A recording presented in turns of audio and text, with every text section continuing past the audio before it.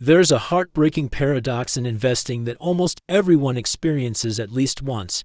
We sell at the bottom, not because we want to, but because in that moment it seems like the only logical choice, even the safest choice. Then, when the market recovers and surges powerfully, we look back with endless regret. The biggest question isn't, why was I so stupid, but why did selling feel so right in that moment? Because selling at the bottom isn't just a calculation error, it's a complex psychological phenomenon, a perfect storm of emotion, context, and pressure. And this storm typically makes landfall at three precise, critical moments when our resilience is most fragile and our rational defenses crumble. If you can recognize these three dangerous moments as they begin, you have a chance to escape the curse of selling low. Today, we'll dive deep into each one, not just to understand the enemy, but to build an early warning system for yourself. Moment number 1. When bad news becomes undeniable and all hope seems lost. Imagine you're in a dark room. At first, it's just a few rumors, some ugly numbers. You can still see a sliver of light from the window, hope that this is just a correction. But then, a barrage, a major company goes bankrupt, a central bank issues a gloomy statement, economic indicators plunge disastrously, bold newspaper headlines, the grave voices of financial reporters on TV. The last light from the window is blocked out. Darkness envelops everything. In that darkness, your brain concludes, this time is different. This is actually the end. This is the moment when fear transforms into calculated despair. You're no longer afraid of losing money. You've accepted that you've lost it. And the rational action now in your mind is save whatever can still be saved. You sell not out of blind panic, but with a cold, tragic clarity. You think you're cutting your losses, preserving capital, but in reality, you're locking in that loss at the worst possible level, right before the light returns. Because the market is a discounting machine, it usually absorbs and reflects the worst bad news at, or even before, the moment it happens. When news becomes undeniable to the public, it has usually long been priced into stock values. Selling now is like quitting a race right at the finish line, when your only remaining enemy is your own exhaustion. The defense: remember history. Look up articles and headlines with the exact same language from past crises, 2008, 2020. You'll find they're strikingly similar. The only difference is that when you're in it, it always feels this time is different. Write down this sentence: when things seem the worst, that's usually when they are most fully priced for the worst. And never make a major decision in the darkness of an all-bad news day.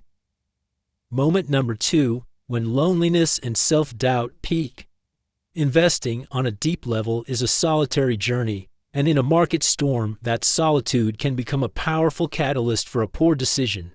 At first, you might stand firm, you believe in your analysis, but then, week after week, your portfolio remains submerged in a sea of red. Friends, colleagues, people who also believed start dropping out of the game one by one. They say, just give up, there's no future. On the forums and communities you once frequented, the atmosphere is saturated with pessimism, blame, and resignation. Every mirror around you reflects the same image, a failure. This is when a toxic question takes root. Am I wrong? Is everyone else right? And am I just the stubborn fool?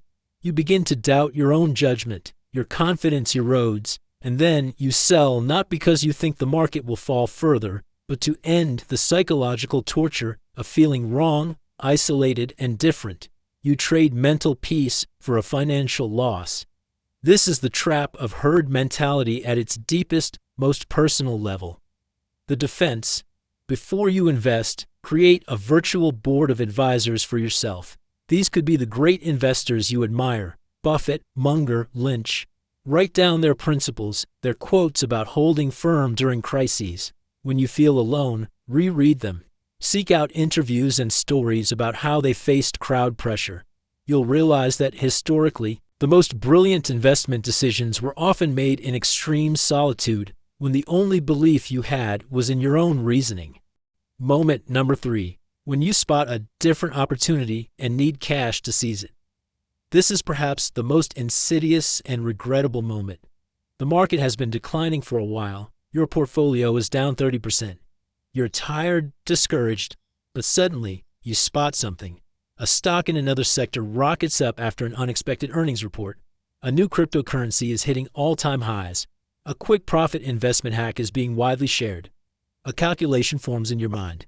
If I sell these deep losers, take the remaining cash, and jump into that new opportunity, I can make it back really fast. This feeling isn't fear or despair. It's hope, but it's a dangerous hope, built on fatigue and impatience. You're looking for a quick exit, a miracle to rescue you from a tough spot. Selling assets at a bottom to chase something at a peak is the classic act of buying high and selling low, but in a clever disguise. You think you're proactively restructuring, but you're actually locking in a bottomed-out loss and opening a new risk at a peak. You're running from one fire and jumping into another, hoping the new fire is warmer. The defense.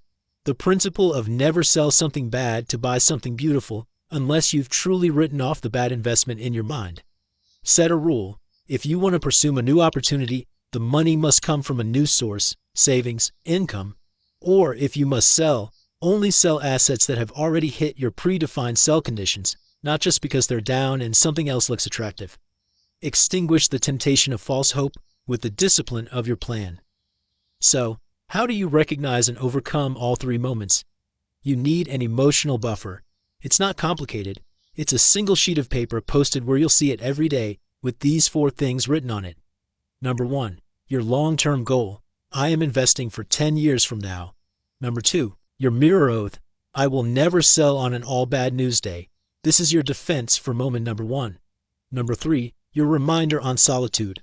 The crowd's consensus is never the measure of correctness to overcome moment number 2. And number 4, your golden cash flow rule. Money for new opportunities must come from new sources, not from selling things at their bottom. This is your shield for moment number 3. These 3 moments don't attack you at random. They're predictable milestones on the journey through the valley of fear. If you know you're about to walk a dark path, you bring a flashlight. These principles and your psychological preparation are that flashlight. Next time you feel despair from the news, isolated in your difference, or tempted by a new hope, just stop, breathe, and realize, I'm in one of those 3 moments, and I have a plan for this. Recognizing it means you've already won 80% of the battle. The remaining 20% is simply not clicking the sell button. Hold your ground. Because the market bottom isn't created by those who sell in an instant, but by those patient enough to stay, who dare to see what the panicked crowd cannot. A brighter future waiting on the other side of the storm. If you found this breakdown of investing psychology useful, share this video with 3 friends. It might just stop them from making the decision they'll regret most in their investing career.